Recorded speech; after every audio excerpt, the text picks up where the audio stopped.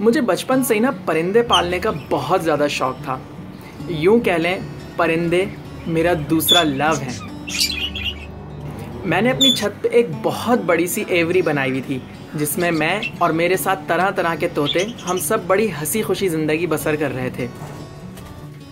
लेकिन शुरू में ना इस एवरी में बहुत ज़्यादा फड्डे होते थे। जब नए नए ये तोते आए थे ये आपस में बहुत लड़ते थे, एक दूसरे की हंडियाओं में जाके अंडे तोड़ देते थे और बहुत ज़्यादा यहाँ पे ना जंगो जदल होती रहती थी। और इसकी वजह से 1 साल तक इस एवरी में कोई ऑस्ट्रेलियन तोता बड़ा होके बाहर हंडिया से नहीं निकल सका। कोई 1 साल बाद इस एवरी में पहला एक ऑस्ट्रेलियन तोता हंडिया से बड़ा होके बाहर निकला जिसका नाम था टिंकू। टिंकू का बचपन बहुत ट्रेजिक था क्योंकि जब वो सिर्फ 4 दिन का था ना तो उसकी हंडिया पे हमला हो गया था जिसकी वजह से उसको काफ़ी चोटें आईं और उसकी जो चोंच थी ना वो परमानेंटली डैमेज हो गई।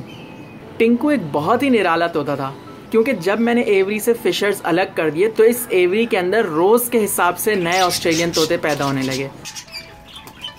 लेकिन जो बात टिंकू की थी वो किसी और ऑस्ट्रेलियन तोते की हो ही नहीं सकती थी क्योंकि टिंकू ने जवान होते ही सबसे पहले लाइन मारी दोशीज़ा पे।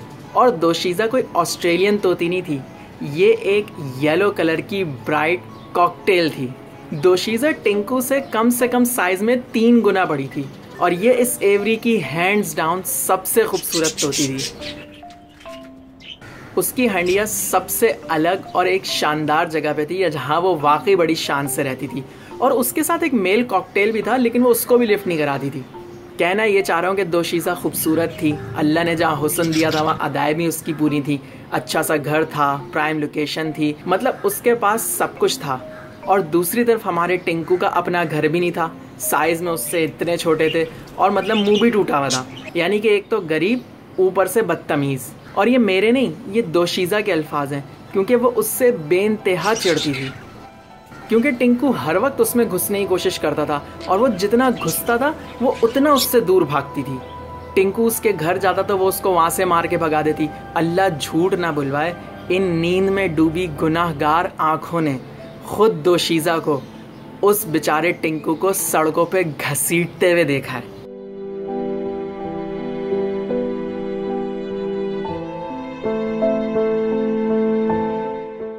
लेकिन टिंकू के सर पे पता नहीं कौन सा इश्क का भूत सवार था कि अपने जैसी सैकड़ों तोतियां छोड़ के वो दोशीज़ा के पीछे पड़ा हुआ था।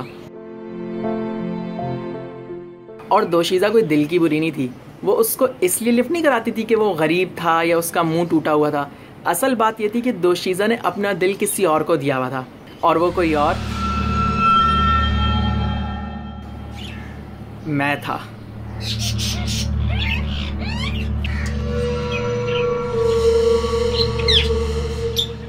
दोशीज़ा अपना दिल मुझे दिए बैठी थी।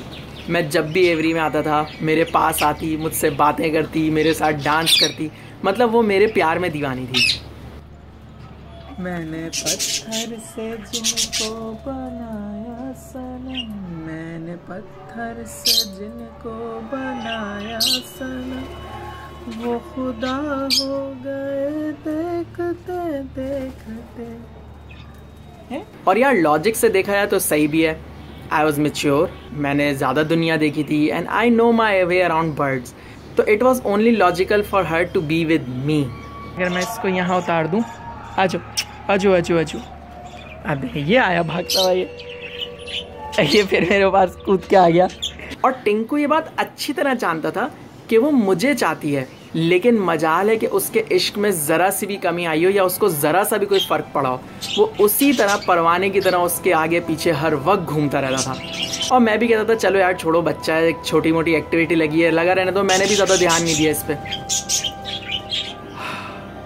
और यही मेरी सबसे बड़ी भूल थी क्योंकि एक दिन मैं सुबह उठा, मैंने कहा चलो एवरी का चक्कर लगाऊं। और जब मैं एवरी के सामने पहुंचा तो मैं क्या देखता हूं, टिंकू और दोशीज़ा यकजान 2 काले भुए में।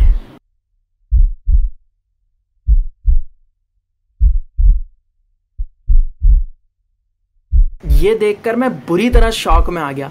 लेकिन अब क्या हो सकता था जब टिंकू चुग गया खेत। टिंकू के जुनून और मोहब्बत के आगे हम दोनों हार गए। और ये स्टोरी यहीं ख़त्म नहीं हुई। उस दिन के बाद टिंकू दोशीज़ा का इतना ख्याल रखने लगा, हर वक्त कभी उसके पर्स साफ़ कर रहा है, कभी उसको प्यार कर रहा है। जब आप एवरी में जाएं, वो हमेशा दोशीज़ा की हंडिया के ऊपर बैठा पहरा देता रहता था। और फिर कुछ ही दिनों बाद दोशीज़ा ने माशाल्लाह से 6 अंडे दिए। अगर ऑस्ट्रेलियन तोते स्मोकिंग कर सकते होते ना, तो उस दिन लाजमी टिंकू सिगार जला के ना धुआं उड़ाता। तो इस स्टोरी से हमें ये सबक मिलता है कि आपका बचपन चाहे कितना भी ट्रैजिक हो, आपकी ज़िंदगी में, आपकी लाइफ में चाहे कितने भी परमानेंट डैमेजेस हों, अगर आप में कुछ पाने की चाहत है और उसको पाने के लिए लगन और मेहनत है, तो नामुमकिन कम से कम कुछ भी नहीं है। तो अभी हो रहे हैं सुबह के 6:45 और अब मैं जाके इस वीडियो को एडिट करना शुरू करूँगा। आप मेरे चैनल को पहले यहाँ पे सब्सक्राइब कीजिएगा और उसके बाद यहाँ पे अगर आपको मेरी एवरी की एक और वीडियो देखनी है तो ये बहुत क्यूट सी वीडियो है, ये वीडियो देखिएगा। मैं इंशाल्लाह आपसे मिलता हूँ अगली वीडियो में कल। तब तक के लिए